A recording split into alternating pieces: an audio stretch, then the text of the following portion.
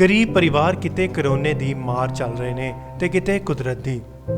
ਇੱਕ ਵਾਰ ਫੇਰ ਪੱਟੀ ਦੇ ਅਧੀਨ ਪੈਂਦੇ ਪਿੰਡ ਘਰਿਆਲਾ ਦੇ ਗਰੀਬ ਪਰਿਵਾਰ ਦੇ ਉੱਤੇ ਦੁੱਖਾਂ ਦਾ ਪਹਾੜ ਉਦੋਂ ਟੁੱਟਿਆ ਜਦੋਂ ਮਿਹਨਤ ਮਜ਼ਦੂਰੀ ਕਰਨ ਬਾਹਰ ਗਏ ਗਰੀਬ ਪਰਿਵਾਰ ਦੇ ਘਰ ਨੂੰ ਪੱਖੇ ਦੇ ਸ਼ਾਰਟ ਸਰਕਟ ਹੋਣ ਕਾਰਨ ਅੱਗ ਲੱਗ ਗਈ, ਜਿਸ ਵਿੱਚ ਗਰੀਬ ਪਰਿਵਾਰ ਦੇ ਘਰ ਦਾ ਸਾਰਾ ਸਮਾਨ ਸੜ ਕੇ ਸਵਾਹ ਹੋ ਗਿਆ। ਪੀੜਿਤ ਪਰਿਵਾਰ ਨੇ ਦੱਸਿਆ ਕਿ ਉਹ ਆਪਣੇ ਪਰਿਵਾਰ ਸਮੇਤ ਖੇਤਾਂ 'ਚ ਝੋਨੇ ਦੀ ਫਸਲ ਲਗਾਉਣ ਲਈ ਗਏ ਹੋਏ ਸਨ, ਜਿੱਥੇ ਉਹਨਾਂ ਨੂੰ ਫੋਨ ਆਇਆ ਕਿ ਉਹਨਾਂ ਦੇ ਘਰ ਨੂੰ ਭਿਆਨਕ ਅੱਗ ਲੱਗ ਗਈ ਹੈ ਤੇ ਜਦੋਂ ਅੱਗ ਬੁਝੀ ਤਾਂ ਦੇਖਿਆ ਕਿ ਘਰ ਦਾ ਸਾਰਾ ਸਮਾਨ ਸੜ ਕੇ ਸਵਾਹ ਹੋ ਗਿਆ ਅਤੇ ਘਰ ਵਿੱਚ ਕੁਝ ਵੀ ਨਹੀਂ ਬਚਿਆ।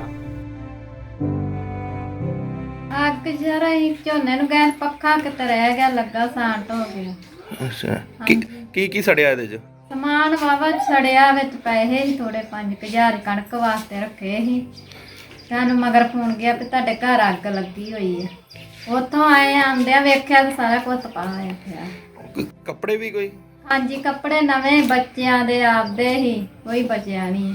ਉੱਪਰ ਚਾਦਰਾਂ ਬੱਚੀ ਦੀਆਂ ਬਣਾਈਆਂ ਉਹ ਵੀ ਆਪਦੇ ਹੀ, ਸਾਰਾ ਲੀੜਾ ਲੱਤਾ ਉਹ ਵੀ।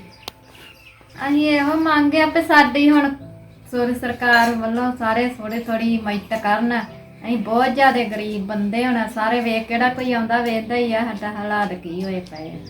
ਅਸੀਂ ਇਹੋ ਹੀ ਹੱਥ ਜੋੜ ਕੇ ਬੇਨਤੀ ਕੋਈ ਸਾਡੀ ਥੋੜੀ ਮਦਦ ਕਰਨ। ਅੱਗ ਭਾਜੀ ਪੱਖਾ ਲੱਗਾ ਸੀ ਤੇ ਪੱਖਾ ਸ਼ਾਰਟ ਹੋ ਗਿਆ ਤੇ ਪੱਖੇ ਤੋਂ ਹੀ ਗਾਂ ਲੱਗ ਗਈ ਹੈ ਜੀ। ਕਿੰਨਾ ਕੁ ਨੁਕਸਾਨ ਹੋਇਆ?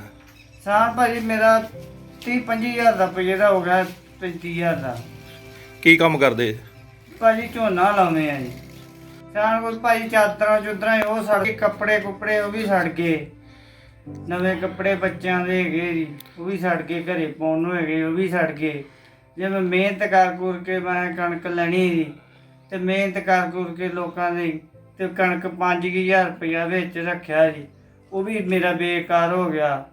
ਬੱਤੀ ਮੈਂ ਕਿਸੇ ਦੇ ਘਰੋਂ ਲਾਈ ਆ, ਬੱਤੀ ਵੀ ਨਹੀਂ ਮੇਰੇ ਘਰੇ ਹੈਗੀ। ਵੇਲੀ ਵੀ ਮੇਰੀ ਵੱਲ ਵਾਲੀ ਪਈ ਆ, ਵੇਲੀ ਕੋਈ ਕੰਧ ਨਹੀਂ ਹੈਗੀ, ਕੋਈ ਪਾਣੀ ਨਹੀਂ ਹੈਗਾ ਮੇਰੇ ਘਰੇ। ਤੇ ਰੋਟੀ ਮੈਂ ਕਦੀ ਕਿਸੇ ਤੋਂ ਸਬਜ਼ੀ ਲੈ ਗਏ, ਕਦੀ ਕਿਸੇ ਤੋਂ ਆਟਾ ਲੈ ਗਏ, ਧਾਰਾ ਲੈ ਕੇ ਮੈਂ ਖਾਣ ਦੱਸਾਂ। ਕੀ ਮੰਗ ਕਰਦੇ ਤੁਸੀਂ? ਮੰਗ ਮੈਂ ਉਹ ਮਿਹਨਤ ਆ ਤੁਹਾਡੇ ਗਾੜੀ ਵੀ ਚਲੋ ਥੋੜਾ ਬਾਦਾ ਮੈਨੂੰ ਦਿੱਤਾ ਜਾਵੇ। ਮਾਤੜ ਬੰਦਾ ਮੈਂ, ਮੇਰਾ ਸਾਰਾ ਸੜ ਗਿਆ ਸਾਰਾ ਕੁਛ ਹੀ। ਕਿਹੜਾ ਜੀ ਬੜਾ ਗਰੀਬ ਪਰਿਵਾਰ ਹੈ ਜੀ। ਇਹ ਮੁੰਡਾ ਗੁਰਪ੍ਰੀਤ ਦਾ ਲੇਬਰ ਦਾ ਕੰਮ ਕਰਦਾ, ਝੋਨਾ ਲਾਉਂਦਾ ਸੀ। ਇਹਦੇ ਇੱਕੋ ਇੱਕ ਕਮਰਾ ਵਿਚਾਰਾ ਬੰਦ ਕਰਕੇ ਗਿਆ ਬਾਹਰ ਝੋਨਾ ਲਾਉ ਮਤਲਬ ਬਾਹਰ ਕਿਤੇ ਲਾਈਟ ਸਰਕਟ ਹੋਈ, ਲਾਈਟ ਅੱਗ ਲੱਗੀ ਹੈ। ਆਂਢ ਗੁਆਂਢ ਲੋਕਾਂ ਵੇਖਿਆ, ਦੱਸਿਆ, ਤੈਨੂੰ ਸੱਦ ਕੇ ਇਹਨਾਂ ਨੇ ਬੂਹਾ ਭੰਨ ਕੇ ਖੋਲ੍ਹਿਆ, ਅੱਗ ਲੱਗੀ ਸੀ। ਇਹਦੇ ਕਹਿਣ ਮੁਤਾਬਕ ਆ ਵੀ 5000 ਰੁਪਏ ਅਲਮਾਰੀ ਰੱਖਿਆ ਕਣਕ ਲੈਣ ਵਾਸਤੇ, ਉਹ ਵੀ ਸੜ ਗਿਆ ਤੇ ਜੋ ਲੀਲਾ ਕੱਪੜਾ ਸੜ ਗਿਆ। ਇੱਕੋ ਕਮਰਾ, ਬਿਲਕੁਲ ਗਰੀਬ ਪਰਿਵਾਰ ਹੈ। ਤਰਨਤਾਰਨ ਤੋਂ ਬਲਜੀਤ ਸਿੰਘ ਦੀ ਰਿਪੋਰਟ, ਇੰਡੋਸ ਟੀਵੀ ਆਸਟ੍ਰੇਲੀਆ।